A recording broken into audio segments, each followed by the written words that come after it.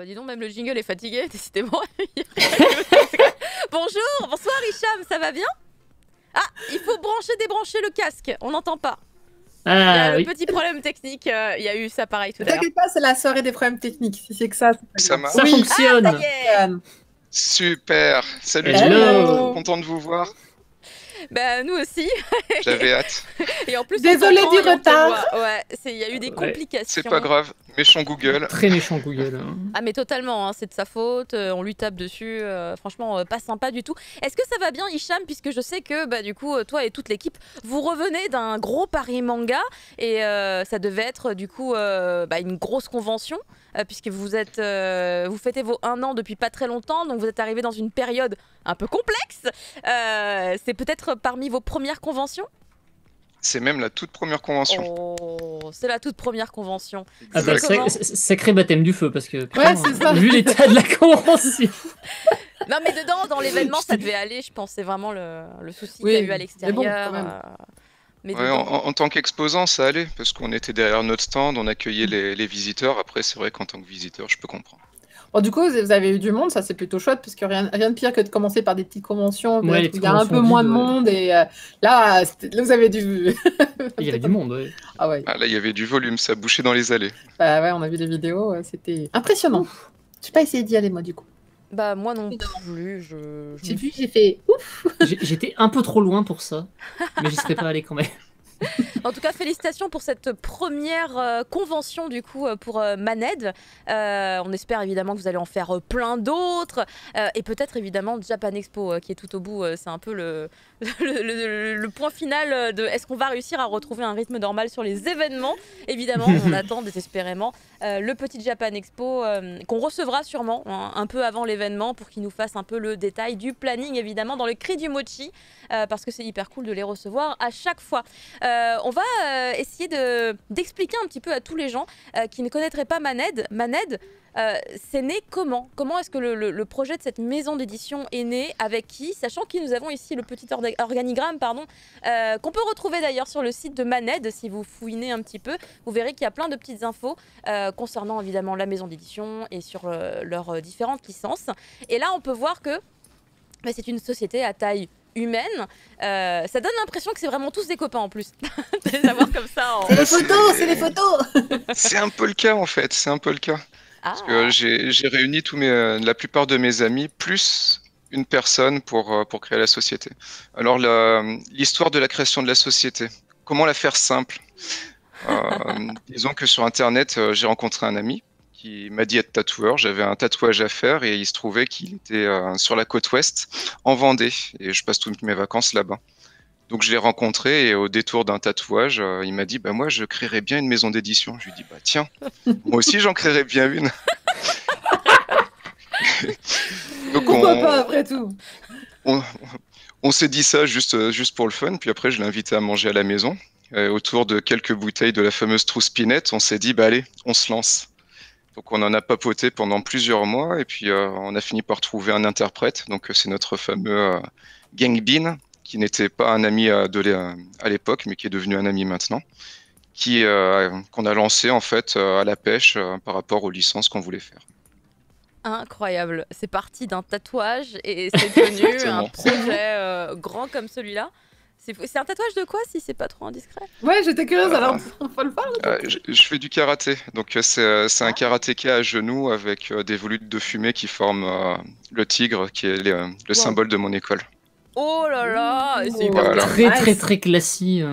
Hyper classe. Ouais. Alors moi j'aimerais savoir l'idée de créer la maison d'édition, ok, mais du coup l'idée de l'orienter vers du contenu plutôt manhwa, donc plutôt du contenu chinois, c'était l'idée de qui? C'était la tienne? Alors c'était pas l'idée à la base. À la base, Maned, le MAN, c'était pour manhwa, manhwa et manga, et le D pour édition. Donc on avait fait une liste de toutes les séries qu'on voulait faire dans ces 3 différents pays. Alors le Japon, on n'a jamais eu de réponse. D'accord. La Corée, c'est au niveau des interprètes. On n'a jamais eu d'interprète qui voulait travailler, on va dire, bénévolement avec nous le temps de faire le business plan. Par contre, pour la Chine, on a trouvé notre Genbin qui a dit « Moi, je veux participer à l'aventure, c'est trop génial, j'ai envie de bosser avec vous. Même si vous me payez pas au début, je me lance, je vais être dans l'équipe. C'est chouette d'avoir des gens comme ça. Parce que c'est vrai qu'au début, on sait tous que c'est compliqué de... Voilà, faut se lancer au début et puis après, ça va peut-être un petit peu mieux, mais ouais, avoir les moyens dès le départ, c'est pas évident. Dommage que le japonais n'ait pas répondu. Est-ce que c'est indiscret si on te demande c'était quoi les titres peut-être pour le Japon? Tu as le droit de pas répondre. Hein, mais... Juste, tu m'as rendu curieuse là. Je suis curieuse de me dire, ils avaient des idées de titres aussi, Japon. Ou quel style? Est-ce que c'était très proche de ce que vous avez sorti aujourd'hui ou c'était plutôt éloigné? Ouais, dans tout ce qu'on avait choisi au début, on était quand même toujours proche du monde des arts martiaux. Oh. Ah oui, du coup, ça c'est une volonté assez propre en fait à toi et peut-être à Antoine, du coup, qui est ton binôme dans la création de la société. Vous êtes tous les deux passionnés un petit peu parce que on va revenir dessus, mais évidemment les licences que vous avez sorties pour l'instant, comme elles sont portées sur la Chine alors j'ai plus le terme exact de ce phénomène-là, mais c'est des espèces de grandes épopées chinoises. Oui, voilà, je crois que c'est cultivation, mais en gros c'est des épopées chinoises où à chaque fois, voilà, il y a des combats avec des arts martiaux et c'est très aussi bien physique que très spirituel. C'était une volonté d'aller vers ce genre de titre-là. C'est ce que vous aimiez déjà? Totalement. C'est totalement. En fait, ce qu'on a fait sur nos premières licences, et peut-être qu'on le fera un petit peu différemment sur les prochaines, c'est totalement des coups de cœur. C'est ce qu'on lisait en anglais, c'est ce qu'on lisait en français, c'est ce qu'on nos amis en parlaient, donc on a voulu vraiment se lancer là-dedans. On s'est dit, c'est dommage, il y a très peu d'œuvres chinoises qui sortent en France, pourtant il y en a beaucoup, il y en a des qu'on trouve, nous, personnellement, très très bonnes. D'accord. Alors on me dit sur le chat, le genre c'est le wuxia, c'est ça? C'est wuxia. Exactement. Wuxia. C'est totalement ça. Le qianxia. Alors attends, il y a plusieurs termes. Bah, ça dépend ce que tu cherches en fait. Exactement. Le wuxia, c'est plutôt comme on peut avoir les films d'arts martiaux chinois, on va dire, dans les années 80-70. Et le qianxia, c'est plutôt la fantasy, comme on peut avoir. C'est ça. Exactement. Comme on a Chinese mythology basée sur le taoïsme, le bouddhisme, les arts martiaux. La médecine chinoise traditionnelle. On dit le wuxia, c'est KPDP. Voilà, c'est ça. L'équivalent de KPDP. Et c'est un bon résumé. Que l'autre, Et après, il y a un petit élément en plus que je découvre au fur et à mesure, c'est que quel que soit l'auteur, tous les univers peuvent être interconnectés. Oui, c'est ce que j'ai cru comprendre. Voilà, pas forcément nous. Notre auteur phare, c'est Tian Cantudu. Son vrai nom, c'est Li Hu. Il a vraiment, je crois qu'il a 8 séries actuellement. Et 5 de ces 8 séries sont interconnectées, donc certaines se lisent indépendamment et d'autres, il faut lire les séries suivantes pour voir le lien entre eux, voire même on suit les enfants, les petits-enfants des héros. Ça, c'est typique des séries chinoises, mais ça a toujours été, même dans les années 50-60, toutes les séries chinoises un peu fantastiques ou autres, et d'arts martiaux avaient des longueurs incroyables. C'est ce que j'expliquais avec le Lord de Solland quand on l'a présenté. Ouais. Effectivement. Alors 4 ou 5 séries différentes basées sur l'univers. On a du coup chez Maned pour l'instant depuis du coup votre première année 3 séries qui sont disponibles actuellement. On a donc sur cette très belle illustration que vous pouvez aussi retrouver sur le site de Maned. N'hésitez pas à aller jeter un œil sur leur site car vous pouvez en plus aussi acheter leurs bouquins là-bas. C'est du coup 3 séries. Donc il y a Yuan Zun, j'y étais, c'était la bonne. Yuan Zun à gauche, vous avez Martial Universe au milieu, et à droite vous avez Battle Through the Heavens. Martial Universe du coup. Voilà. Okay, par contre, j'ai pas Battle Through the Heavens, je peux pas les montrer, hein, désolé. Mais du coup, effectivement, vous pouvez retrouver nos reviews. On a fait la review de Martial Universe ainsi que de Yuan Zun. Vous pouvez les retrouver sur le replay de IGN France dans la section Cri du Mochi, bien évidemment. Katengik, tu voulais poser une question? Je me disais, là, Hicham, il doit se dire que la prochaine fois, il faudra que sur les couvertures ou à la première page, ils disent comment ça se prononce. C'est pas moi le plus doué pour faire ça.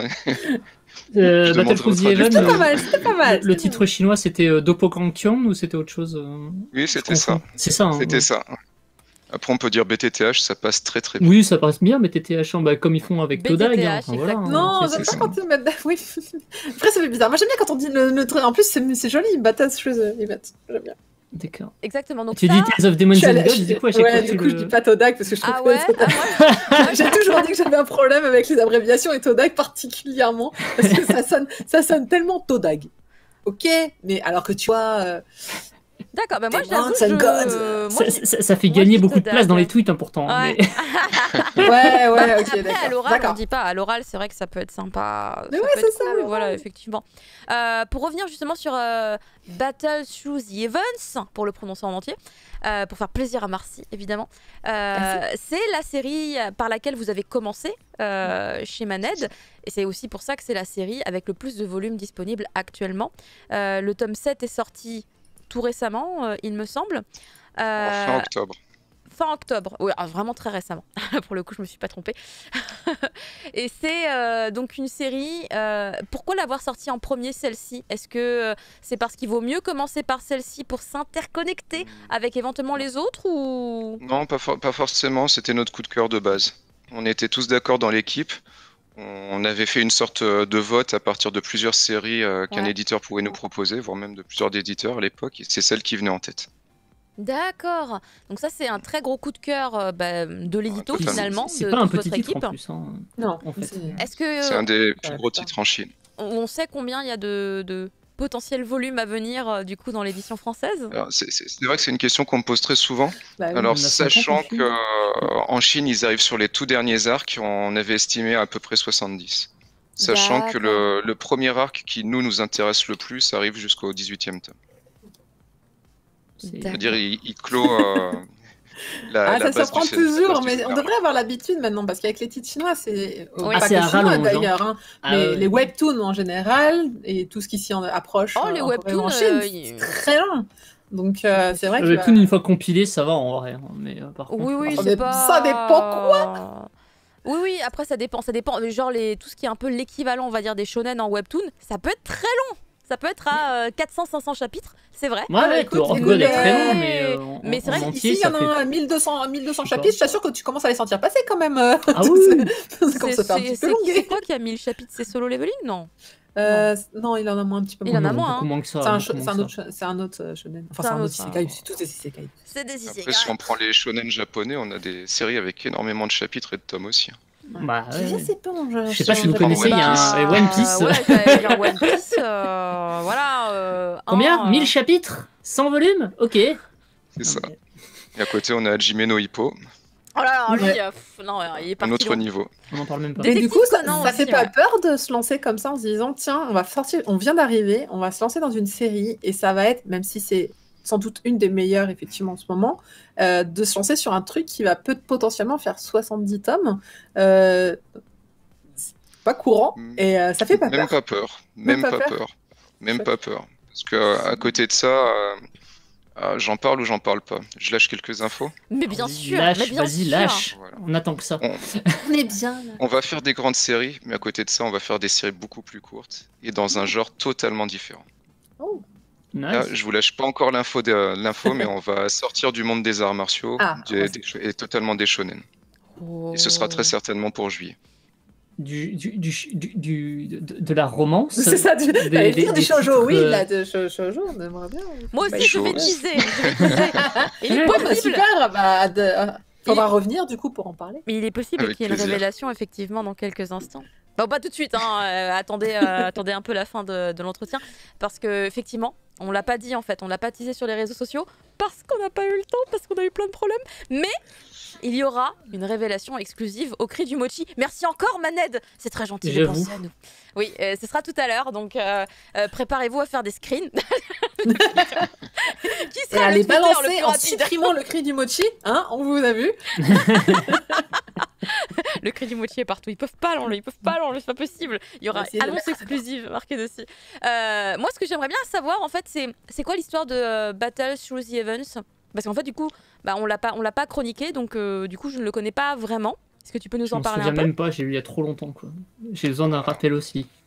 Ok, allez, je suis parti. Yes. Alors, BTTH, désolé, mais j'aime bien moi les acronymes. BTTH, c'est l'histoire de Xiao Yan. Xiao Yan, lui, c'est le plus beau, c'est le plus fort, c'est le plus intelligent, c'est le fils du patriarche, il a vraiment tout pour réussir, sauf que du jour au lendemain, il perd tous ses pouvoirs. La totale, pour lui, c'est la cata. Pourquoi c'est la cata? Parce qu'il arrive la cérémonie du passage à l'âge adulte, et lors de cette cérémonie, on répartit les postes dans le clan en fonction des capacités. S'il a rien, il risque d'être banni. Ça, déjà, c'est pas cool. Mais cerise sur le gâteau, il est fiancé avec la descendante du plus grand clan du continent. Et elle débarque et elle lui dit concrètement, t'as plus de pouvoir, je suis désolé pour toi, tu m'intéresses plus, je rends nos fiançailles. Coup dur pour le héros. Voilà, exactement, coup dur pour l'ego. Donc lui, il fait la promesse des 3 ans. C'est une promesse où lui dit, moi dans 3 ans, je reviens, je suis encore plus puissant qu'avant, je te défie et je te montrerai que tu vas regretter d'avoir fait ce choix. Donc ça, c'est la base de l'histoire. Oh, le revenge. Après, le petit plus. Voilà. Et le petit plus par rapport aux autres séries, parce qu'il y a quand même toujours un petit plus, c'est que lui, il va travailler sur l'alchimie. Ah voilà, elle est là, la belle photo. Celle-là, je l'adore. C'est l'image avec sa grosse épée. C'est quand il défie enfin son ex-fiancé. Ah, c'était elle. D'accord, ok. Voilà, donc c'est un combat qui est assez épique. C'est quand les couples se disputent, ça donne un peu ça, effectivement. Voilà, c'est ça. En Chine, ça se passe comme ça. Voilà, c'est ça. Puis je te dis pas avec ma femme qui fait aussi du karaté, c'est un peu comme ça à la maison aussi. Et à droite, oui d'accord, j'imagine un peu. À droite, c'est un autre personnage de l'histoire, j'imagine. Ah, à droite, si j'en parle, est-ce que je spoil? D'accord, non. Comme c'est les illustrations que Maned m'a données, j'ai essayé de les recontextualiser, mais si ça risque de spoil, on va éviter, effectivement. Voilà. Sans en dire trop, disons que ça va être le maître du héros. Ah oui, c'est vrai que souvent les héros, ils ont des espèces de maîtres spirituels qui sont là pour les guider dans leur longue quête, dans leur long chemin. Il y a toujours un maître. Toujours. Et ce personnage, ce qui est intéressant, c'est que l'auteur, il lui a fait, il a raconté son histoire, qui est en 12 tomes. Peut-être qu'un jour, on la fera. C'est une histoire finie. On la sort pas encore tout de suite parce que ça spoil quand même un petit peu ce qui se passera quelques tomes plus tard. D'accord. Donc ça c'est Battle Through the Heavens, ou BTTH, voilà, comme ça tout le monde est très content. Et moi il y a une question que je me pose par rapport à l'œuvre. Je sais que en Chine, en l'occurrence, il y a beaucoup de webcomics, c'est-à-dire que c'est du page par page en fait, mais c'est pas du webtoon. Est-ce que là pour le coup c'est du webtoon réadapté en page par page ou c'était déjà du page par page? C'est une bonne question. Pour la petite histoire, c'est une des rares œuvres chinoises qui existait d'abord en papier. Avant d'être en numérique et être adapté justement hors papier pour pouvoir être scrollé sur le net. Il était de base en page par page et il a été adapté au format webtoon, on va dire. Et du coup, vous avez récupéré j'imagine les droits de la version papier, du coup. C'est tout à fait ça. Et on a récupéré les droits aussi de la version numérique. Du coup, il faut quand même parler de nos partenaires et surtout Manga.io et Isneo. Manga.io. Attendez, je vous mets sur Manga.io.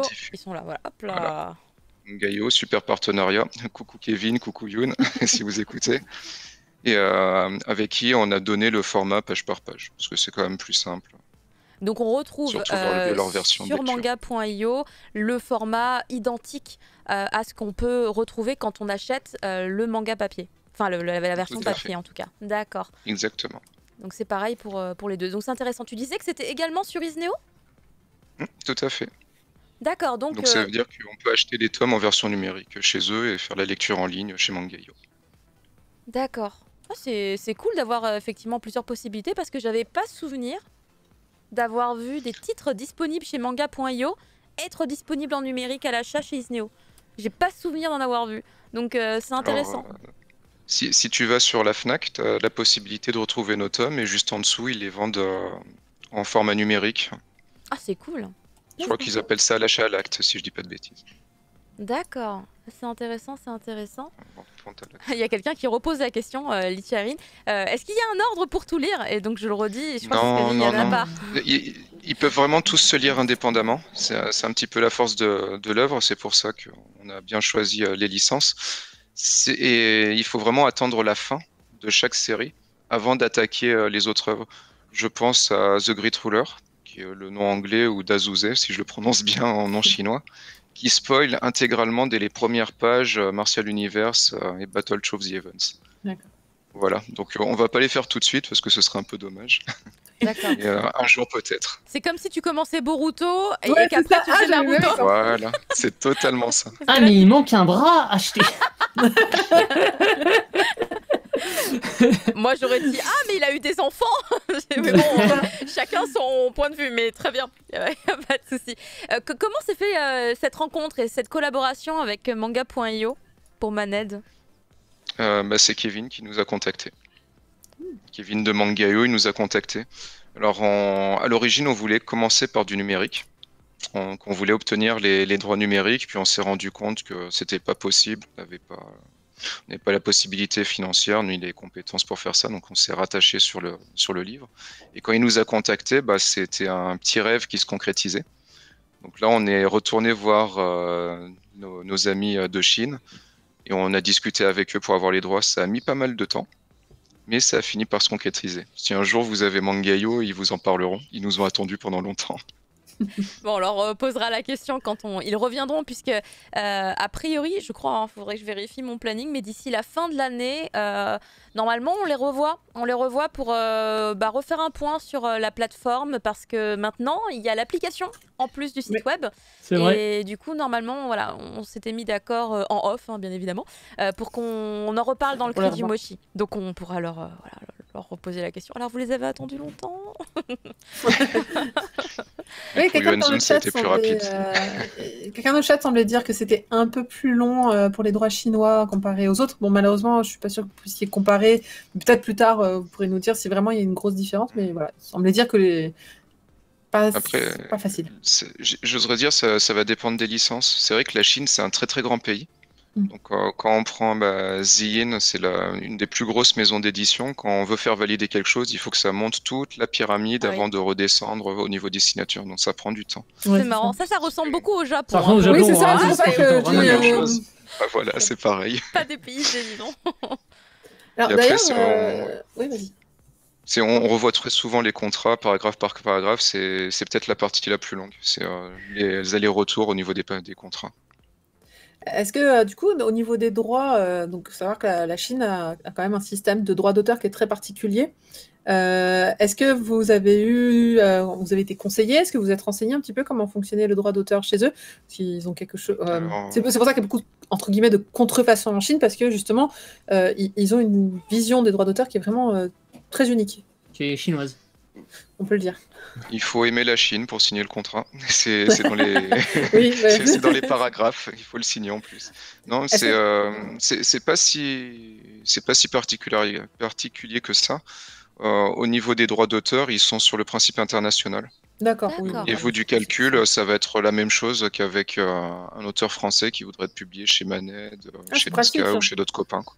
Bon, du coup, il n'y a pas de grosse différence. Ça, c'est plutôt près. Je me suis demandé, parce que c'est vrai que c'est. Alors, pour l'anecdote, la seule différence qu'on a eue, c'est avec ce que je vais annoncer tout à l'heure. Quand on a travaillé sur le contrat, ils voulaient prendre en compte la TVA sur le calcul.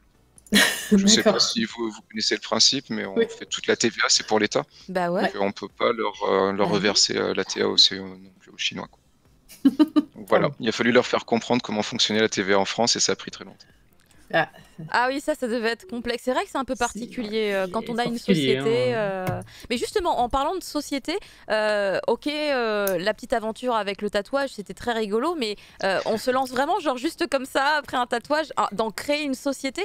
Est-ce que avant de la créer, justement, tu étais déjà un peu dans le milieu de l'édition ou dans un milieu où tu étais déjà entrepreneur peut-être? Alors on avait justement des compétences qui se complétaient.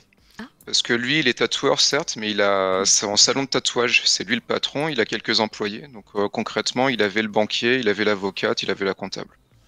Ouais. Moi, je travaille à côté de ça dans l'informatique. Je fais de la direction de projet.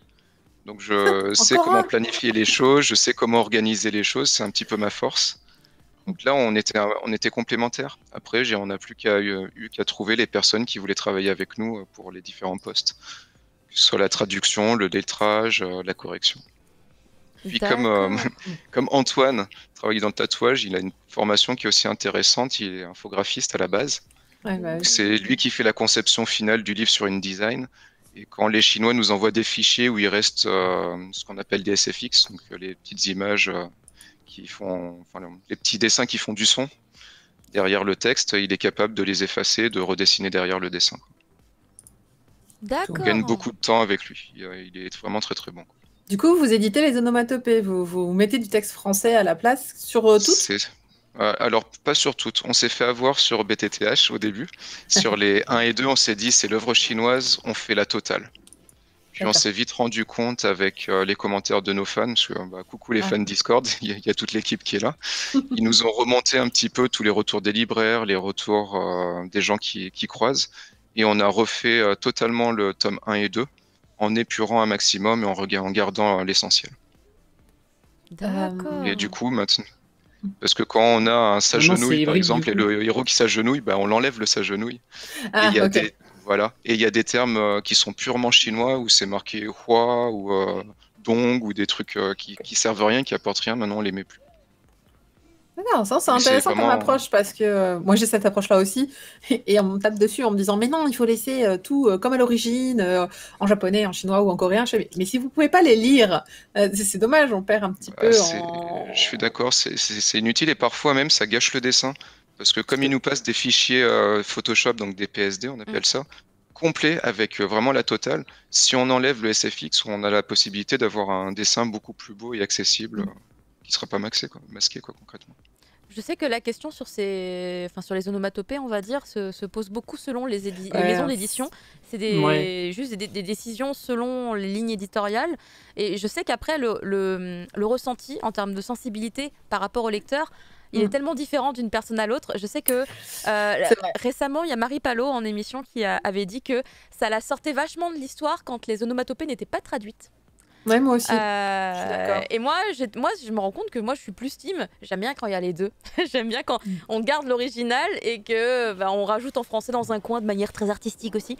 Je me rends compte que c'est très, très différent selon les gens. Je pense qu'il n'y aura jamais tout le monde qui sera d'accord vraiment. Ouais, ça dépend des choix et des titres parce que là, de mémoire, si je me rappelle du comment s'appelle du dernier thread de Panini au sujet de Lone Wolf and Cub, ils avaient dit qu'ils retoucheraient pas les onomatopées et qu'ils les garderaient en japonais pour ne pas parce qu'ils n'ont pas l'argent pour faire ça. Ouais.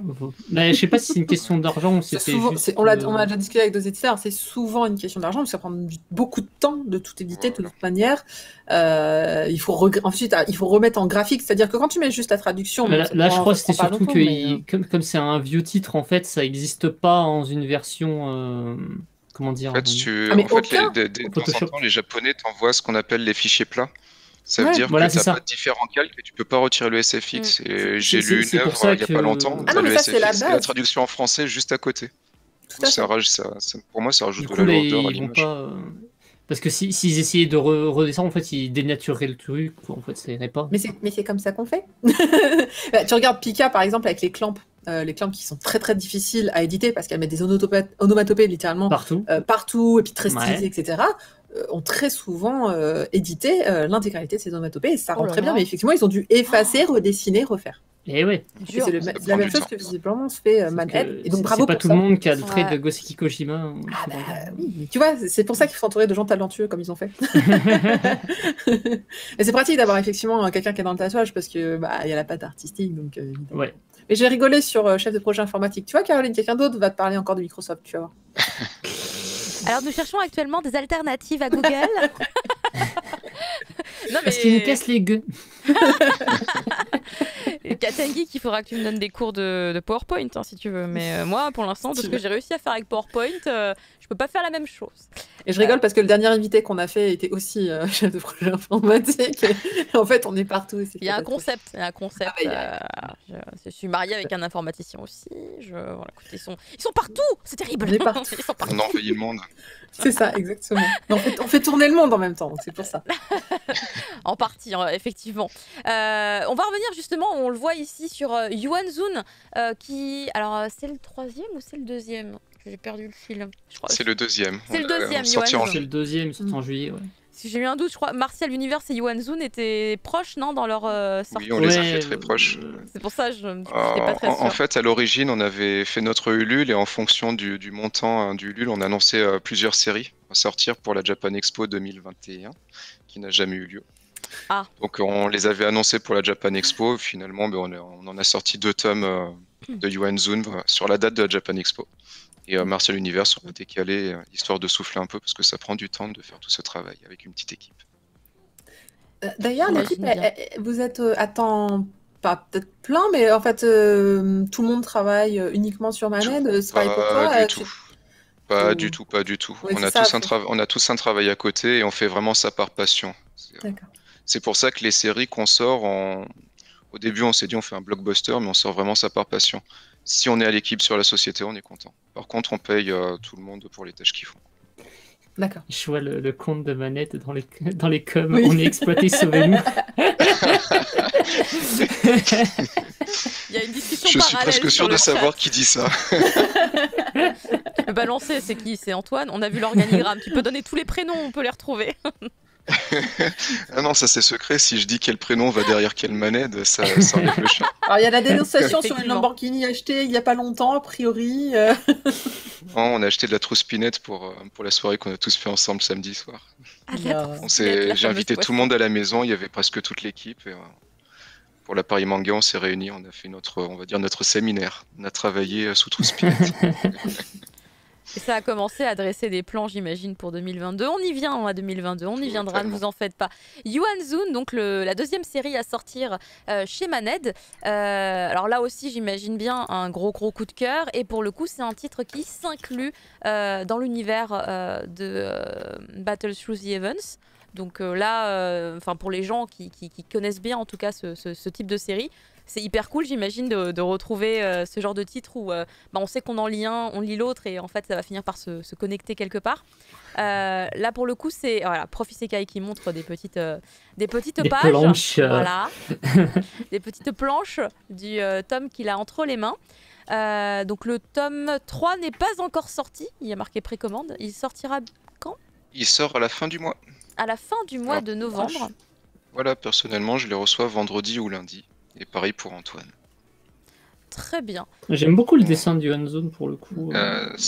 Alors pour les 3 œuvres, c'est vrai que c'est le même auteur, mais les dessinateurs sont totalement différents. Et on nous a beaucoup félicité sur les dessins de cette œuvre. Bon, les deux là déjà, sont vraiment très beaux. Je trouve que c'est les plus jolis dans les trois. Il y a un trait qui est assez dynamique, il y a une belle composition, les couleurs aussi sont très travaillées. Ouais, gros travail sur les couleurs. Et les doubles pages très chouettes aussi. Peut-être un peu moins dynamique que sur Martial Universe au niveau de l'action, mais on n'en a pas trop en fait dans le premier tome, alors je sais pas pour le tome. Alors du coup j'ai une question prof, est-ce que c'est une couverture avec un espèce de... J'arrive pas à voir, est-ce que c'est une couverture directement... Voilà, non, merci. J'arrivais pas à trouver le mot. Merci. Il y a une jaquette. Une surjaquette. Voilà, merci. Je c'est bien le petit SD en dessous. Et ça se lit en sens français, parce que c'est du chinois à la base. Exactement. C'est la même chose que la Corée, effectivement. Comme ça la se lit Corée, de gauche à droite, comme nous. Il n'y a que le Japon, voilà, les le Japon ne fait jamais comme tout le monde, de toute façon. Les irréductibles japonais, qui effectivement font pas comme nous. Mais c'est important parce que quand tu veux proposer des œuvres à des plus jeunes, on va dire, c'est pas toujours évident. Voilà, là tu peux vraiment le proposer à un public quand même un peu plus large. Quoi qu'on en dise. C'était, on va dire, un petit peu la force commerciale à la Japan Expo, pardon, à la Paris Manga. Si Maël de Paris Manga, tu m'entends, excuse-moi. C'était un petit peu la force dès que les parents venaient, le fait de leur dire que ça se lit dans le sens français et qu'en plus il y a de la couleur, ça leur plaisait beaucoup. Ça leur rappelait un petit peu leur BD belge de l'époque. Dragon bleu là, avec ses étoiles. Mais avec des arts martiaux. Ah, c'est très joli. Très ouais, elle est très belle cette œuvre. Oui, parce qu'on peut dire c'est que en fait ça s'adresse quand même à un public assez vaste, mais qui peut commencer très jeune sur ce genre de titre. Ah bah oui. Moi, ma fille, elle a commencé à lire tout ça à 6 ans. C'est la jeune. Et là, elle les amène, elle les lit à l'école, ses copains-copines se les partagent. Sa maîtresse, maintenant elle a 7 ans, sa maîtresse, elle est fan de manga, elle m'a dit apportez-en, donc j'en ai donné dans la bibliothèque. Ah, c'est génial. C'est vrai que pour le coup, au niveau de la violence, il n'y en a pas trop, quoi. Non, puis après, on a fait un très gros travail d'adaptation, surtout sur les dialogues. Parce que des fois, les Chinois sont assez mauvais entre eux. Un peu crus. Voilà. Ouais. Donc, on a réadapté de sorte à ce que ce soit vraiment tout public. Ah, c'est bien ça, c'est une bonne idée. Parce que oui, sinon, c'est du Neketsu Magi, donc Dragon Ball level, quoi, en termes de violence. Et encore, il se traverse pas l'estomac à coup de poing, tu vois. Donc, franchement. C'est arrivé. Et même ça, les gamins le lisent à 8 ans. Donc, bon. Donc je constate qu'il y a des enfants qui arrivent à lire des mangas à 6 ans. Moi, le mien n'y arrivait pas. C'était trop tôt. Ouais, mais elle était lectrice depuis 4 ans, la mienne, donc c'est un peu différent. Elle arrivait à lire et tout vraiment depuis 4 ans. Ouais.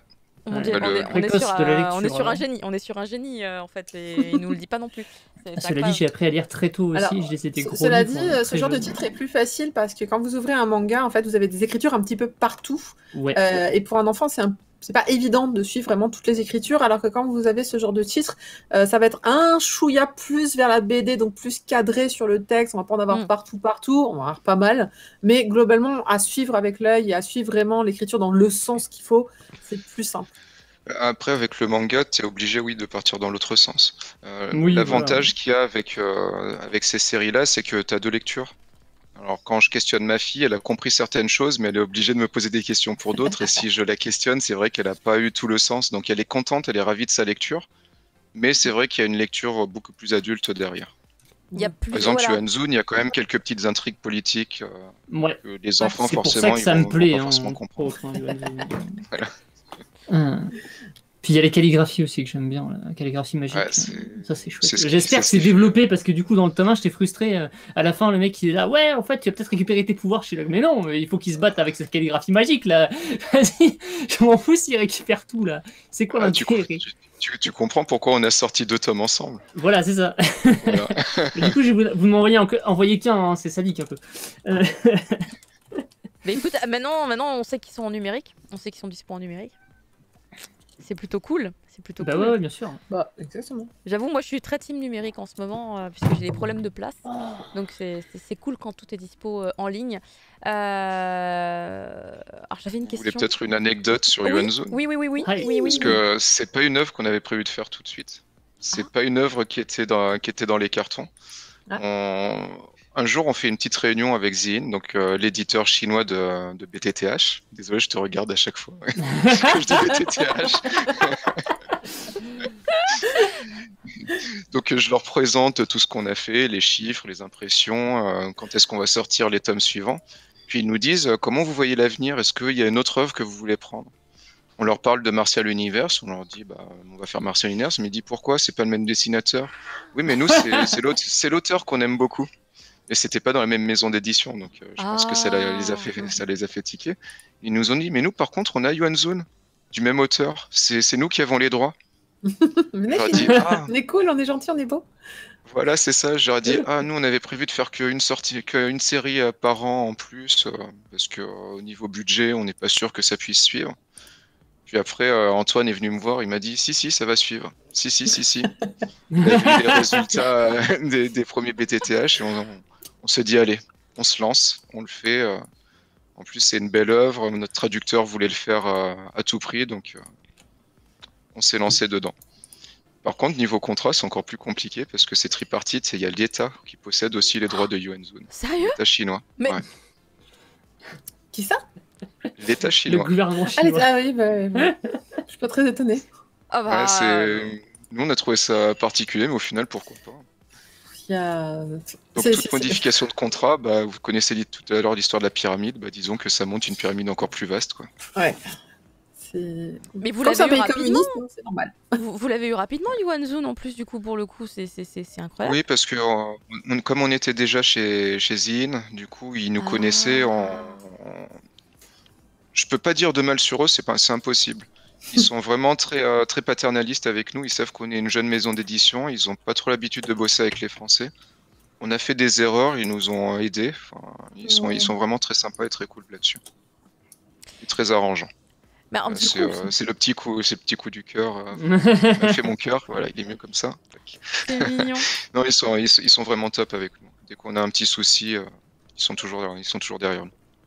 Donc du coup, ça veut dire que les relations finalement avec les différents partenaires chinois, en l'occurrence, ça se passe bien. Et pour le coup, qu'ils soient gentils comme ça et tout, dans ma tête, je travaille pas pour des maisons d'édition japonaises ni pour des maisons d'édition françaises qui travaillent avec le Japon, mais j'ai déjà beaucoup travaillé avec le Japon dans d'autres domaines et je verrais pas le Japon être paternaliste. Ouais, hein. Et du coup, je me dis waouh, en fait, il y a quand même quelque chose dans des pays plus continentaux peut-être finalement à essayer de plus travailler main dans la main que de se faire des espèces de contrats avec des millions de conditions. Non, et on changera pas d'avis. Le Japon, t'es pas doué. Arrête. Ouais, non, c'est ça. Le Japon, vraiment, de mon expérience, c'est beaucoup ça.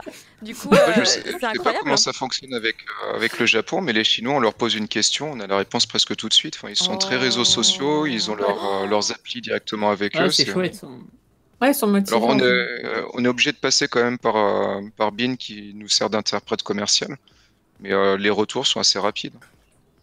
C'est super ça. Je suis pas particulièrement étonnée, mais je pense aussi que ça vient parce que il y a assez peu de titres qui sont édités en France, ou alors ils ne fonctionnent pas encore très bien. Ça commence tout juste, et donc je sais bien qu'il y ait cette belle volonté aussi pour eux de se dire ça y est, on s'intéresse un petit peu, parce que on va pas se mentir, hein, mais faire un titre à l'étranger, c'est quand même Yahoo. Je pense qu'au Japon, est un peu plus habitué. Ouais, hein, les maisons japonaises sont un peu plus habituées. Elles ont du choix. Il y a que 2 éditeurs en France pour l'instant. C'est Maned et. Ah non, mais il y avait eu un éditeur qui a arrêté. J'ai plus le nom. Mais Bouken, c'était chinois ça? Quoi donc? Tu pensais à qui a arrêté? Kotogi. On avait fait une news dessus, comme quoi ils arrêtaient. Ouais. Oui. Ben, j'ai un de leurs titres derrière, là-bas au fond. Kotogi, j'arrive plus à retrouver le nom exact. Mais il me semble que... Kotogi, c'était Kotogi. Non, je crois que ça ressemble à Kotogi, mais on va dire on a fait des titres ponctuels, mais sur le style que vous êtes en train de sortir, effectivement, il y en a... Kotogi. Il a retrouvé Nico, voilà. Il y avait Kotogi, il me semble qu'il y avait mais il faisait pas de la couleur, il faisait que du noir. Non, voilà, c'est ça. Non, il y avait aussi de la couleur. Il y avait des titres avec de la couleur. Ah si, il y avait Chocolate. Crystal Clear, bien sûr. Je sais plus les noms, c'était déjà un morceau à chaque fois. Mais oui, non, il y avait les deux. Il y avait eu une adaptation en film, je sais plus où, il y avait un truc comme ça. C'est possible. Titre. C'est possible. Oui, chez nous, il y a Nazca aussi. Mais du coup, entre Nazca, Maned, on est sur des éditeurs qui nous proposent effectivement, du coup, au format papier, des titres chinois. Est-ce qu'on est sûr qu'on ne mélange pas Taïwan et Chine, car je sais que c'est pas la même chose. On est d'accord. Non, c'est des titres chinois tous. Même les leurs sont chinois. Même les leurs sont chinois aussi. Alors, c'est facile, Caroline. Si ça ressemble beaucoup à du japonais, c'est taïwanais. Ah ouais? Ouais, ils ont un style graphique qui est très copié du Japon. Et il y a quelqu'un qui avait l'air de dire sur le chat que si c'était taïwanais, ça se lisait dans le sens japonais. C'est vrai? Non, c'est... Oui. Ah ouais? Oui, c'est très pompé Japon. Enfin, pompé, je me comprends, hein, mais ils sont plus ils sont insulaires aussi, en fait, donc... c'est vrai. C'est vrai. on oublie parfois. Et du coup, effectivement, Crystal Cave Distorted avait bien été adapté en film d'animation en 2018, j'ai vérifié. C'était bien ça. Bah, du coup, en Chine. Quelqu'un qui demande à quand les droits de Martial Universe pour une série live. Alors c'est vrai qu'en Chine, il y a un nombre incalculable de séries live, d'énormément de romans et donc du coup de manhwa qui sont du coup adaptés en série. Je sais tu vois le jeune garçon là que tu vois en illustration, il est beau, non? Enfin, d'ailleurs, l'illustration est magnifique, on peut le dire. Alors, le petit souci, c'est que la Chine vient de passer une loi qui interdit ce genre de garçon à apparaître maintenant en série télé. Donc... Attends, la loi, elle est vraiment passée? Non, mais elle est vraiment passée, la loi? Oui, elle est vraiment passée. Ouais, elle est passée, la loi. J'ai cru que c'était une blague. Non, c'était pas une blague. Tu peux expliquer pour les gens qui ne savent pas? Donc moi, laissez-les-moi en papier, moi ça me va très bien, voilà, parce que je voudrais pas qu'on, tu vois, on mette un voilà, on me le change. Je veux le laisser comme ça, il est bien. D'accord. Donc, c'est-à-dire qu'à terme, les manhwas qu'on va avoir, ils vont leur couper les cheveux. Bah, je sais pas si... pour moi, c'était que les séries live. C'est que sur les séries, oui. En fait, je crois que c'est quoi? Ils sont trop dangereux. C'est les acteurs. Ils sont trop dangereux, les beaux garçons qui sont pas assez masculins. Pas assez masculins, voilà. Ça manque de testostérone, apparemment. Méfie-toi ton Google Drive. La prochaine fois que le Google Drive a ce genre d'illustration, il faudra mettre des mochi qui censurent, tu vois, le mignon petit garçon. C'est le Google Drive chinois. Il est pas petit garçon, voilà, il est grand quand même, il me semble. Oui, il est grand. Enfin, les hommes, de façon générale. Ah oui, il est trop efféminé en fait, du coup, ils avaient peur que ça le transforme en queen. C'est ça, ce que j'avais vu la news, effectivement, c'est que ça donnait pas une bonne image de l'homme masculin. Tu comprends? Alors, c'est drôle parce que tu le vois à droite et tu le vois à gauche avec le point, et tu sais, c'est la même. c'est la même. Ah, mais oui, c'est la même. Je trouve ça génial. Le contraste là, il est super, ça résume bien le truc. Faut trouver un acteur qui peut incarner les deux en même temps. Regardez, je suis un grand bonhomme. Et j'ai beaucoup de sensibilité. Assurez-vous, ça va être acheté par Netflix et tout ira bien. Du coup, on aura une série telle qu'on la voulait, telle qu'on l'aime. Ça demande plus d'hommes androgynes dans le chat. Si c'est sur Netflix, on va avoir du mal. Il va falloir qu'on réimprime x10. Ah oui. C'est tout le mal qu'on vous souhaite, quelque part. Ah, c'est pas faux.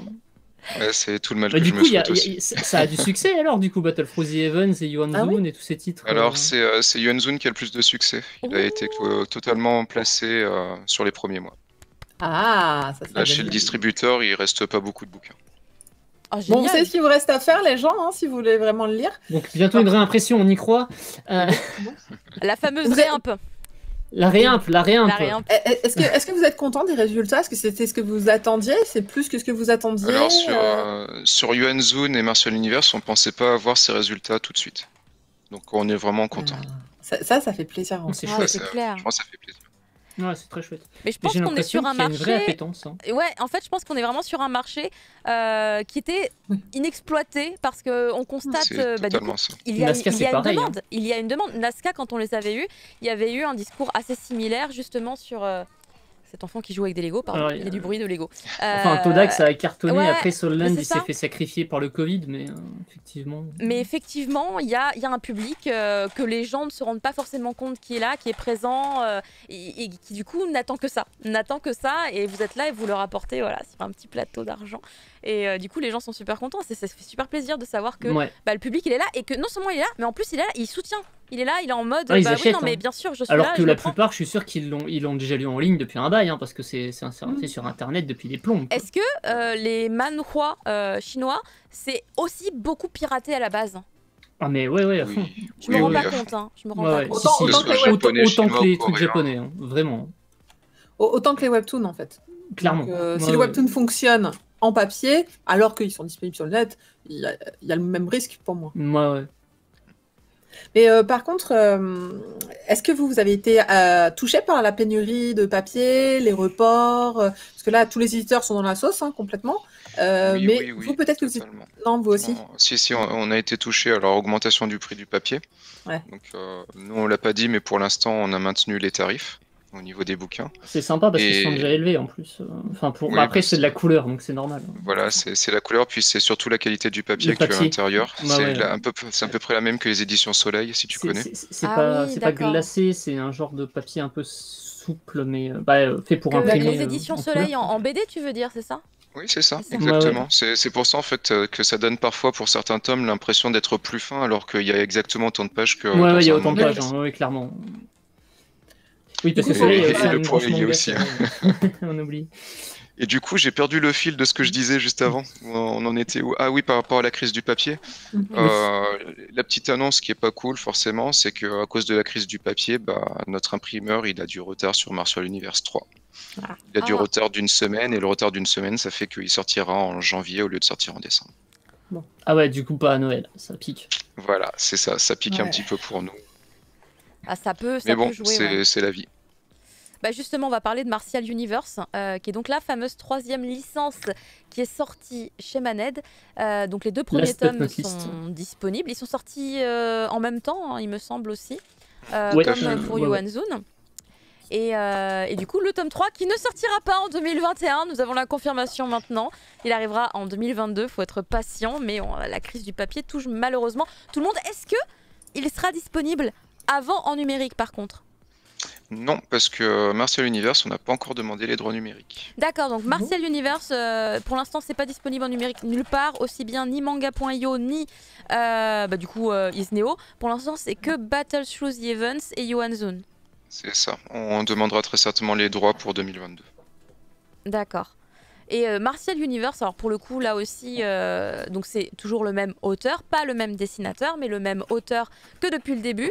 Et c'est une histoire qui, une fois de plus, peut se connecter aux autres histoires. C'est très joli aussi. Voilà. Ça, je me rappelle, on l'avait eu comme illustration pour présenter la review. Et j'étais hallucinée par cette espèce de, on va dire, c'est un espèce de loup, un loup géant comme ça qui apparaît dans les flammes. Je trouvais ça fascinant comme dessin, vraiment très très très très beau.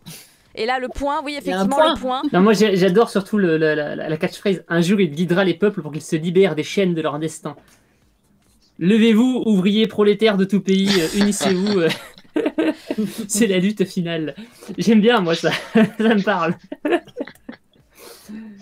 Bah, c'est un début un peu, enfin je vais pas dire similaire à Battle Shoes the Heavens, mais ça part sur l'idée de revanche, car la famille se fait humilier au début de l'histoire. Les trois en fait, les trois sont pareils. C'est de la cultivation avec de la revanche. C'est ça, c'est le principe, on va dire le principe du shonen. C'est on a un héros qui a pas forcément beaucoup de pouvoir, qui a un objectif et qui va être obligé de monter en puissance pour l'atteindre. Ok. Bon, c'est... Et après, c'est le chemin qu'il parcourt et tout ce qu'il y a autour de lui qui fait la différence. Et les dessins, pour le coup, alors ils sont très jolis aussi, mais c'est vrai que là, on est sur quelque chose qui me rappelait plus uniquement au niveau des yeux, du shoujo dans l'idée, par rapport aux autres. Les yeux sont très shoujoesques, ce qui donne un petit contraste intéressant parce que c'est full combat aussi là-dedans. Ça se voit bien sur le gros plan yeux que j'avais mis dans la review. Exactement, dans la review, il y avait c'est parce que le héros est jeune. Après, au fur et à mesure qu'il grandit, ça sera un petit peu moins chouette. Quand tu deviens un adulte, tes yeux deviennent plus petits. Même les doubles planches sans texte sont très chouettes aussi. Ouais, elles sont très belles. Ah, elle est belle celle-là. Ouais, il y a des belles couleurs. Et sinon, c'est parce que en Chine, la majorité des filles sont dessinées en style shoujo et les garçons sont plutôt dessinés en style shonen, si tu parles juste en style graphique.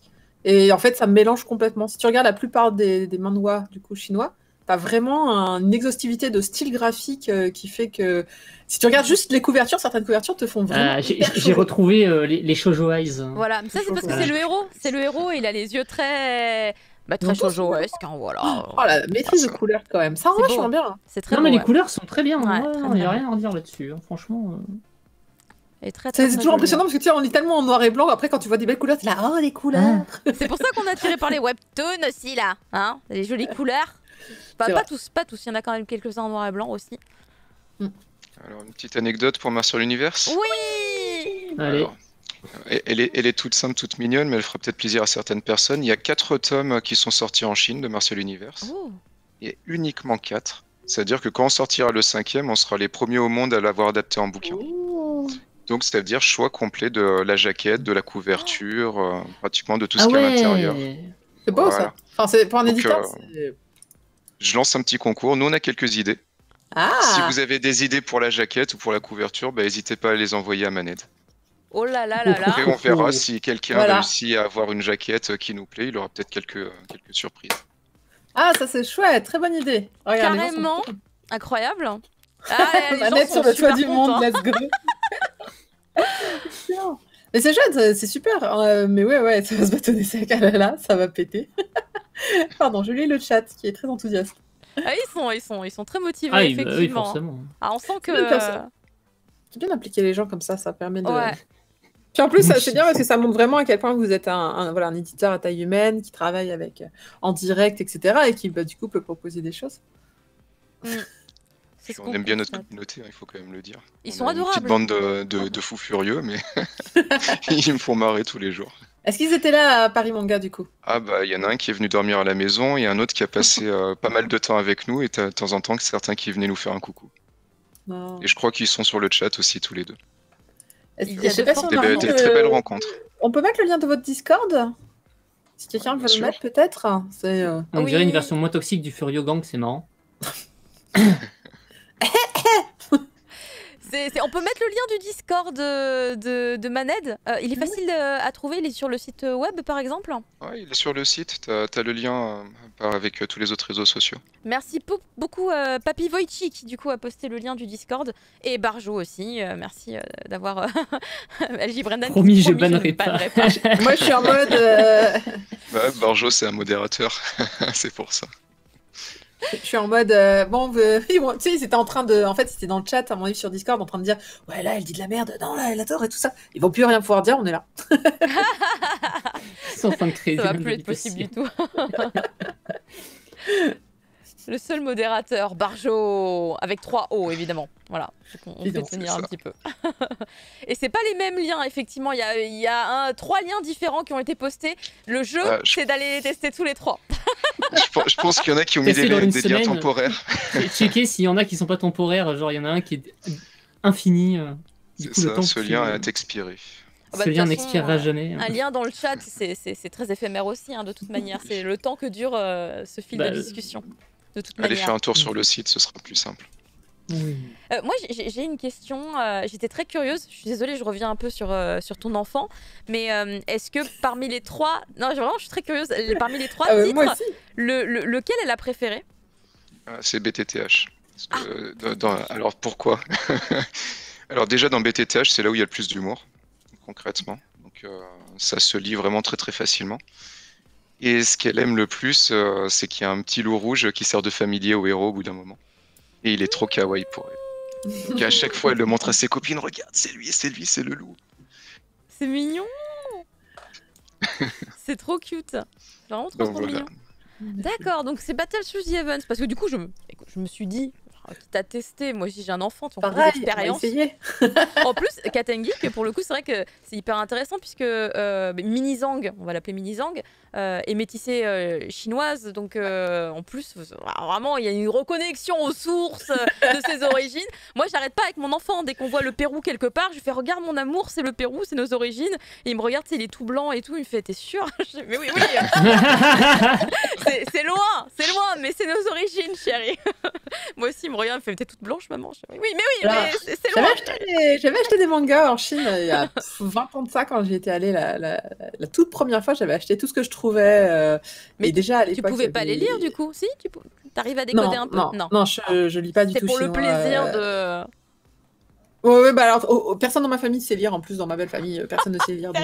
Donc vraiment, je me suis démerdée quand je pouvais. Mais les dessins étaient très très chouettes. Je regarde de très très bons souvenirs. J'ai tout gardé parce que c'était magnifique ce que j'avais vu à l'époque. Par contre, c'était du noir et blanc. C'était pas encore de la couleur, évidemment, puisque il y a 20 ans, il y avait pas encore les tablettes graphiques.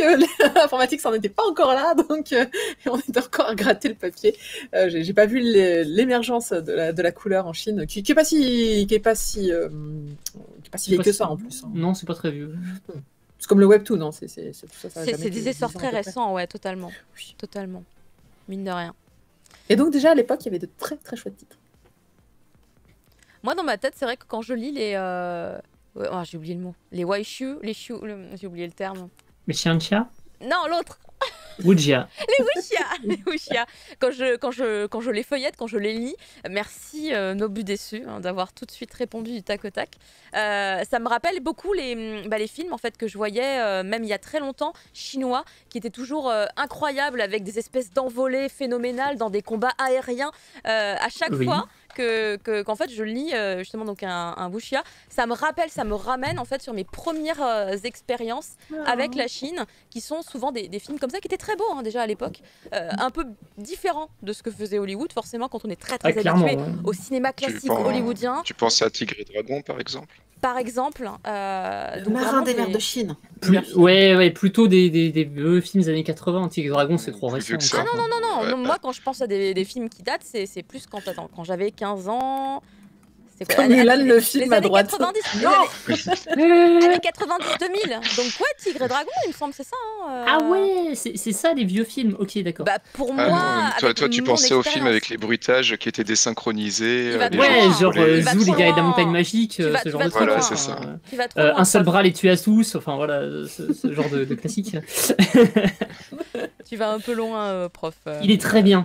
Et genre, il a 10 ans de moins que moi, mais il connaît des trucs en noir et blanc. Et bon, bah, ok, très bien. Oui, non, la princesse à l'éventail de fer. Je parlais de mon simple vécu. Et bon, à l'époque du noir et blanc, j'étais pas là. J'étais pas encore là.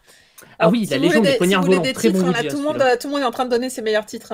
D'ailleurs, Taichi Master dans les années 2000. Il y a des recos sur le chat actuellement, plein de recos. Histoire de fantômes chinois, très bien aussi. Ouais, ça je connais aussi. C'est la base, l'histoire de fantômes chinois pour moi. Même avec le marin des mers de Chine. Dans les années 2000, pour le coup, t'as eu Taichi Master et t'as eu le secret des poignards volants aussi, avec sur du pur budget. Ah, le secret des poignards. Oui, bien sûr. Très très chouette. Ah, oui, je me souviens de ça aussi.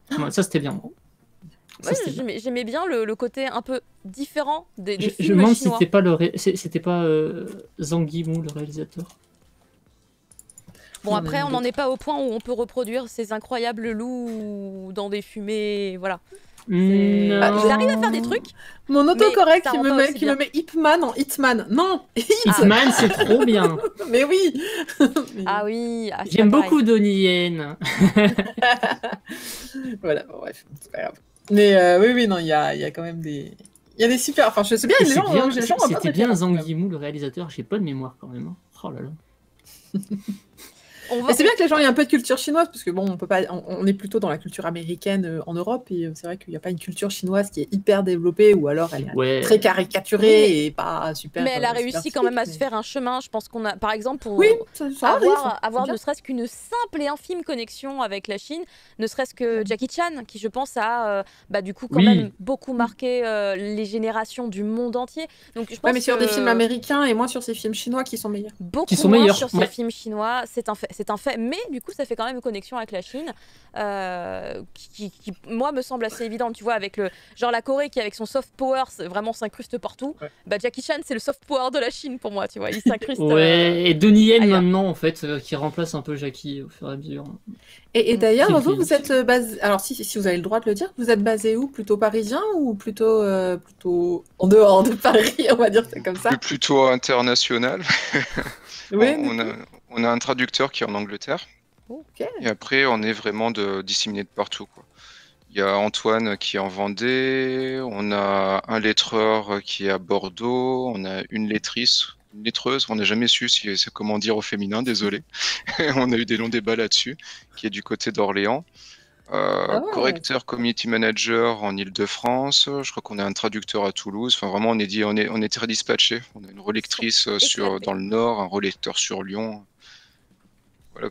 C'était l'occasion à la Paris Manga de tous se voir et de se réunir. Je comprends mieux l'histoire de la fête. Ouais.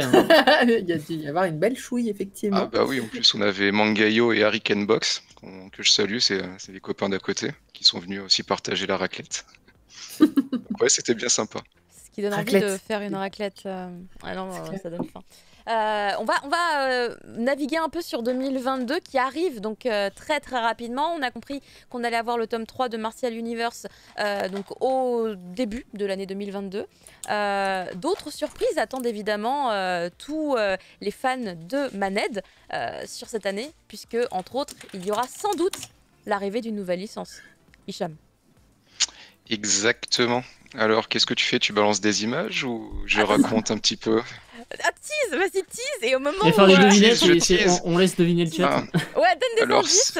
C'est encore un shonen chinois. Par contre, il n'est pas aussi mignon que les autres. Ça m'intéresse. Ça veut dire que dans ce monde-là, en fait, tout n'est pas gentil, tout n'est pas mignon. Tout n'est pas gentil, tout n'est pas mignon. La vie n'a pas vraiment beaucoup de valeur. Ça fait plus d'un an qu'on cherche à obtenir le titre.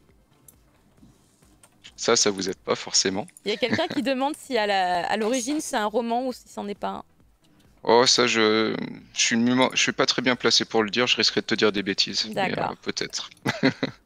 Alors, je vais balancer le titre. Il s'agit de Apothéosis. Il y avait des gens qui l'avaient trouvé en début de stream. Hein. Je comprends pas le concept de comment ils ont fait. J'ai pas compris non plus. Comment ils font.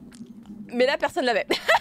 En début de stream, il y a des gens Apparemment, il y avait un rébut. Moi, j'aurais voulu le rébut. Ah, tout à fait. J'avais balancé un rébut. Alors en fait, sur notre Discord, on a un Discord particulier pour les contributeurs. Donc ceux qui nous ont aidés sur le Ulule, puis ceux qui ont acheté tous les UN Zone et les Martial Universe avant telle date. Donc ils ont une petite zone VIP où on les avertit toujours en avance. Du coup, je leur ai mis un rébut que j'ai fait avec mes petits doigts. Donc, je vous l'enverrai si vous voulez. Vous verrez si c'est assez logique pour vous. Mais moi, j'avais fait quelque chose de très simple. Mais apparemment, c'était très compliqué pour certains. Désolé à Midamaru qui a crisé dessus pendant toute la journée. Et donc, Apothéosis, quelqu'un qui fait évidemment une petite blague, un petit trait d'humour, puisqu'il dit « Oh, encore une série courte !» Évidemment. C'est ça, c'est une série longue. Alors, du coup, on a changé un petit peu notre mise en page. On va faire entre 10 et 13 chapitres par tome. Donc, on va faire vraiment des très beaux volumes. Histoire de faire moins de volume. J'aime bien, je suis en train de checker, mais il y a quand même, on est d'accord, il y a 819 chapitres d'après Notigeon. Ça fait Alors, j'ai pas calculé, hein, mais ça fait quand même un paquet de tomes, en fait. Ouais, après, ils n'ont pas tous le même nombre de pages. Ils n'ont pas tous le même nombre de pages. Effectivement. Donc ça change. C'est un peu comme BTTH, si tu regardes le nombre de chapitres, au bout d'un moment, les Chinois, ils divisent tous leurs chapitres par 3. Ah oui, d'accord. Ah oui, d'accord. C'est sûr, ça relativise un peu quand même. Et donc, Apothéosis, ok, c'est une histoire qui est longue et qui continue encore, hein, elle n'est pas terminée. Tout à fait. Et de quoi ça parle? Alors, on a bien compris que ça allait avoir un côté un petit peu plus sombre que les titres précédemment abordés. Mais encore. Tout à fait. Alors, comme je le disais tout à l'heure, ça reste un shonen. Donc, le shonen, on part toujours du principe que le héros, soit il a perdu ses pouvoirs, soit il en a pas et il a un but à atteindre. Alors, lui, il n'a pas énormément de pouvoirs. C'est quelqu'un d'à peu près normal. Par contre, son père s'est fait trahir et tuer par ses frères. Et lui, il se retrouve esclave de sa famille. Et son objectif, c'est de réussir à sauver sa sœur qui s'est fait emprisonner. Donc, assez sombre. Esclave dans sa famille, c'est un petit peu trash quand même. Ça veut dire qu'il sert de sac de frappe aux entraînements des soldats, aux entraînements de ses cousins. Ok. Donc là, on est vraiment dans l'univers sombre et un petit peu compliqué. Alors lui, ce qui va faire la différence, c'est qu'il va tomber sur un artefact qui a été laissé par quelqu'un, je vous spoilerai pas, je vous dirai pas qui fait qu'au final, son corps devient une arme, il a la solidité d'une arme. Ça, c'est pas trop un spoil parce qu'on le voit dès le début. Et il peut visiter dans son esprit 9 dragons qui vivent en lui. Et qui vont l'aider à passer un petit peu toutes les étapes et toutes les épreuves qu'il va vivre. Ok. Nice. Voilà. Et son objectif pendant très longtemps, ça va être d'essayer de sauver sa sœur. Ça va être le gros fil conducteur. D'accord. Sauver la sœur, ça me rappelle un peu Athéna. Hein, Athéna qu'il faut aller sauver. Attention, elle va se noyer. Moi, j'ai fait une connexion. Mais pourquoi Senseiya? C'est quoi J'ai fait une connexion très très étrange, je suis désolée. De la même manière que quand il a dit 9 dragons, j'ai pensé à Kyuubi qui n'a rien à voir évidemment puisque c'est 9 queues et c'est un renard. Mais pourquoi t'as pensé à Dragon Ball GT? Ça aurait été plus cohérent, hein. Il y avait beaucoup plus de dragons. Hein. Dans Dragon Ball GT, il y a plusieurs dragons? Non, c'est vrai? Je me souviens plus. Ah bon? T'as un dragon par boule de cristal dans Dragon Ball GT. Mais pourquoi se raccrocher à quelque chose qu'on connaît alors qu'on a un tout nouveau? Mais c'est mon cerveau, c'est pas moi. Non, mais c'est mon cerveau. Je toujours me raccrocher à des trucs. Alors ça ressemble. Instinctivement. Alors c'est même Après, pas, même ça ressemble, c'est juste je fais des connexions avec des éléments déjà existants. Parce que je sais pas, en fait je suis toujours comme ça. C'est juste que là je l'ai dit à voix haute, j'aurais pu garder ça pour moi, hein, c'est en fait. J'aime beaucoup graphiquement le côté un peu plus. Comment dire, peut-être un peu plus pastel, surtout sur l'illustration de droite. Sur les illustrations, ouais, j'aime bien. L'illustration à droite. Un peu plus. Pas sérieux serait pas le bon terme, mais plus adulte un petit peu. Plus épuré par rapport à ce qu'on a l'habitude avec les autres œuvres. Bah, le dessin il fait plus comme tu disais, pastel, plus peinture. En tout cas, à droite, parce que au milieu, ça fait vraiment. À droite, c'est une pure illustration. Ouais. J'aime beaucoup le dragon pour le coup. Le dragon est très cool. Ouais.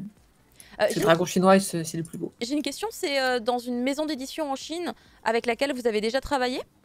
Pas du tout. C'est encore une nouvelle maison d'édition. Ça ouvre un paquet de portes d'avoir autant de maisons d'édition à disposition. Totalement. Surtout pour l'œuvre qu'on aimerait bien sortir en juillet, ça nous permet de prospecter plus facilement. Qui est du coup à Apothéosis aussi C'est la même boîte? Alors Apothéosis, non pas du tout, c'est pas la même boîte. Apothéosis, donc on le prévoit pour la Japan Expo cette fois-ci. On espère qu'il y aura une Japan Expo. Oh oui. Et l'autre œuvre qu'on veut faire, donc comme j'ai dit tout à l'heure, ça va vraiment être totalement différent.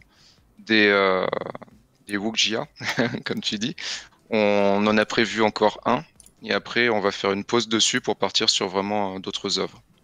Et d'autres œuvres beaucoup plus courtes. Mais du coup, sur l'année 2022, combien de nouvelles licences vous prévoyez chez Maned? On en a prévu 3.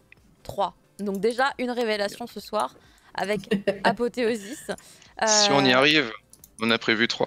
Sachant qu'au moins une minimum, puisque Apothéosis, c'est dans la poche. Sinon, je pourrais pas en parler.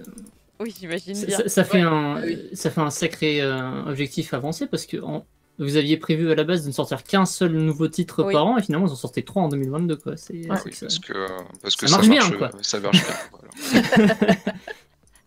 C'est grâce au soutien de la communauté, des fans et qui sont là, qui sont au rendez-vous. Forcé, ça marche. J'ai une question. Faut se donner des moyens. Par rapport à... Maintenant, forcez sur Gundam pour moi, s'il vous plaît. Apothéosis, ça sortira donc normalement, si tout se passe bien, pour la période de Japan Expo 2022. Est-ce que c'est prévu d'acquérir également les droits numériques pour pouvoir le proposer sur des plateformes? On se limite pas, c'est prévu aussi. D'ailleurs, encore une anecdote, parce qu'on aime bien les anecdotes. Quand on leur a proposé d'acheter les droits, pendant très longtemps, ils nous ont dit non, parce qu'ils comprenaient pas l'intérêt du papier. Ils nous ont demandé pourquoi on voulait pas faire du numérique directement. Ils comprenaient pas l'intérêt de vendre en papier. Ah ouais. Qu'est-ce qui les a décidés, du coup Ça, il faut demander à mon commercial. Je pense que... Il a sorti les arguments. J'en parle ou j'en parle pas. Disons que si on veut parler avec un pays asiatique, c'est mieux d'envoyer des Asiatiques parler avec eux. Au début, c'est notre premier traducteur Gabriel qui est allé et il n'a pas réussi. Et dès qu'on a envoyé Gingbin, c'est passé tout de suite. C'est pas faux. Ils sont plus méfiants. Voilà. J'ai pas osé dire si vous aviez eu un parrain pour introduire en fait, un parrain, marraine, quelqu'un quoi. Non, on n'a pas eu de parrain marine, mais ce Gingbin, il fait bien son travail. Mais ça, c'est vrai. Hein. En tout cas, c'est quelque chose qui se vérifie aussi beaucoup avec le Japon. Ah ouais. Si t'as un japonais dans ton équipe ou vraiment, en plus le Japon, il faut qu'il soit des japonais. Pour le Japon, il faut qu'il soit des japonais. C'est un gaijin. Je te parle pas. Hein. Voilà. J'avoue, ils nous prennent un peu pour des abrutis. Est-ce qu'ils ont pas un peu raison parfois, je me demande. Mais en tout cas, en Chine, si tu veux faire affaire en Chine, effectivement, il faut que tu sois, faut que tu aies quelqu'un un chinois avec toi. Est-ce que dans la tête, ils se disent, si il est japonais, il ou elle est japonais comme moi, il connaît les règles, il sait comment ça se passe et on va pouvoir discuter en se comprenant voilà. Et c'est leur manière de faire. Il y a Loni qui a un bon conseil, il dit ne pas envoyer un chinois pour négocier un titre taïwanais ou coréen. Ah voilà. Oui, non, ça ne marche pas. Je pense, effectivement, c'est pas une bonne idée. Ouais. Ça marche aussi avec le Japon. Hein. Dans l'autre sens, le Japon pour aucun de ces pays-là en fait. Ouais, c'est ça. J'ai encore une question. Apothéosis sortira en numérique normalement en même temps que le manga ou on pourrait l'avoir avant en numérique Non, on attend toujours de sortir le papier avant de sortir la partie numérique. Votre priorité, c'est surtout le papier d'abord et éventuellement le numérique ou en même temps ou un peu après.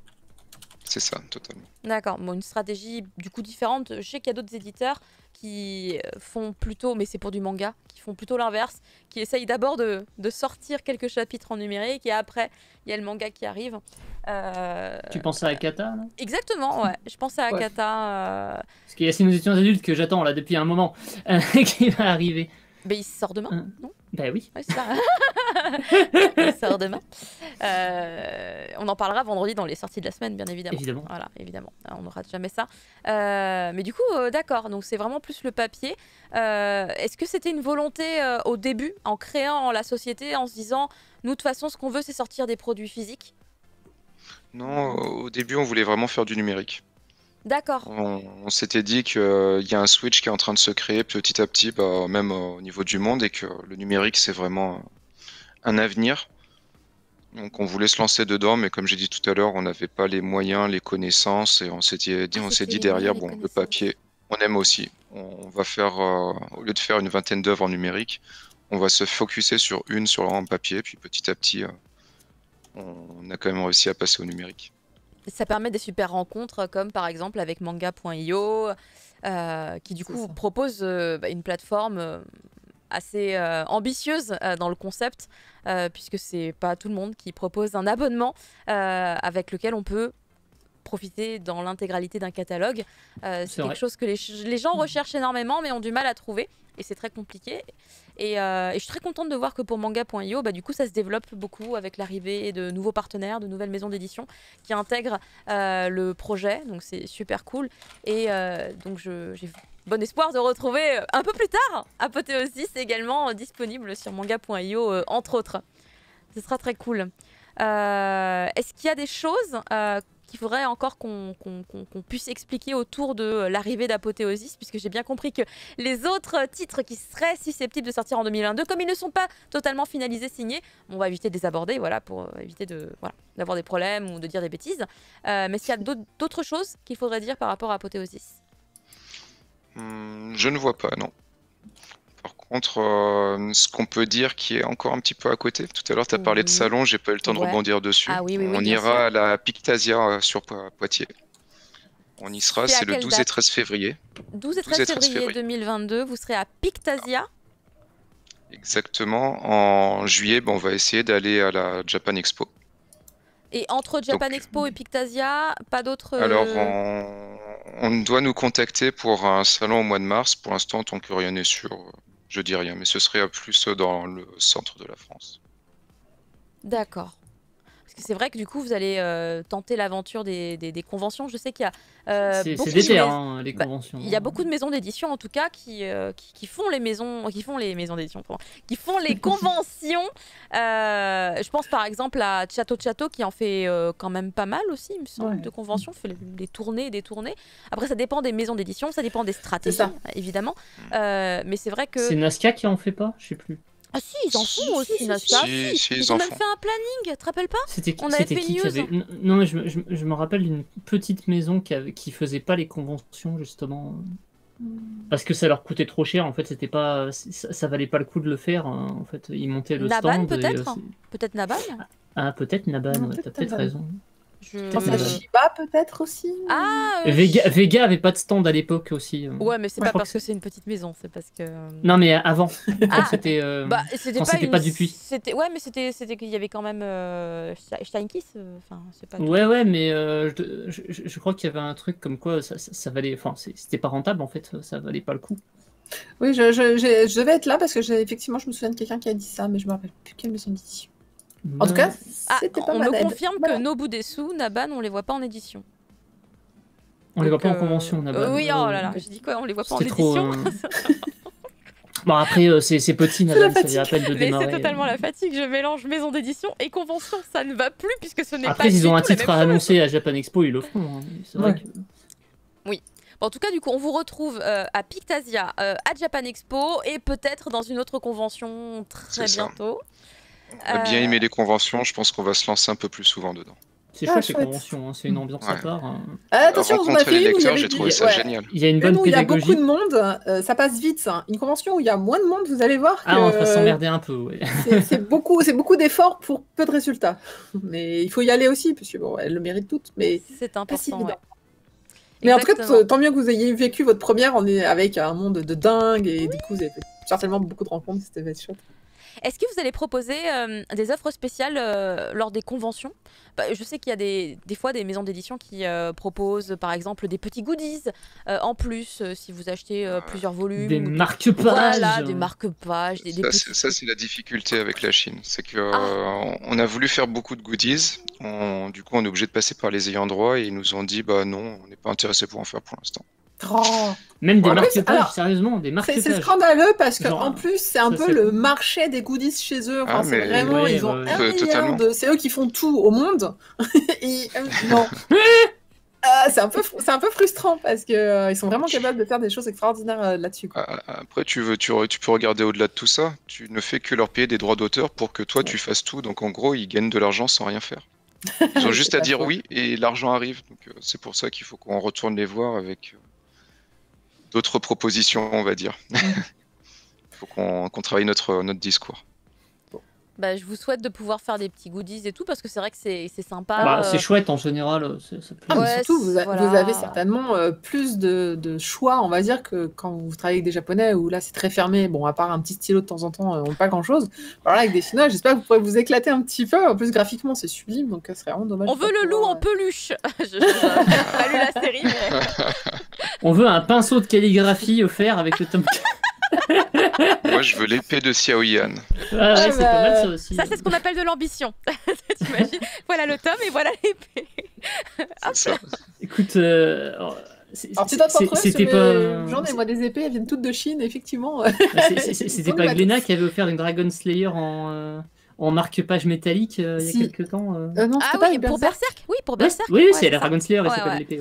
Même moi, j'ai même pas pu l'avoir, ils en avaient plus. C'est fou, c'est parti super vite. Mais tout le monde valide mon idée de peluche chelou. Hein, je peux pas dire. Ça ne dit rien. Vous l'aurez entendu ici en premier dans le Crédit Mochi. Ça faisait longtemps que je l'avais pas dit ça. Mais bon, déjà, on a eu. La dernière fois, c'était les épées de solo leveling.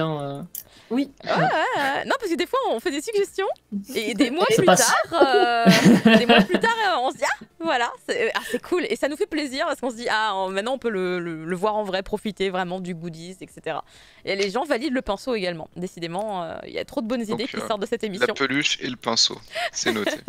Mais un pinceau fonctionnel ou un pinceau juste pour le fun? Ouh là là, en fonctionnel, ça peut être fun en vrai. Hein. Il y a Guineret qui dit qu'il faut que ce soit un pinceau avec des cheveux d'Hicham. Là,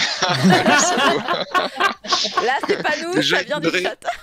Guineret, il est vexé parce que je l'ai pas invité à la raclette. Il va falloir que je remédie à tout ça.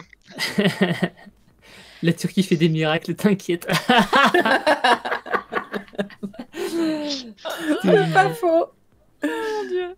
Ça fait longtemps qu'il en a plus. Mais pourquoi les gens balancent comme ça? C'est ça, il y a un bashing de cheveux qui me connaissent. Là. Oui, voilà.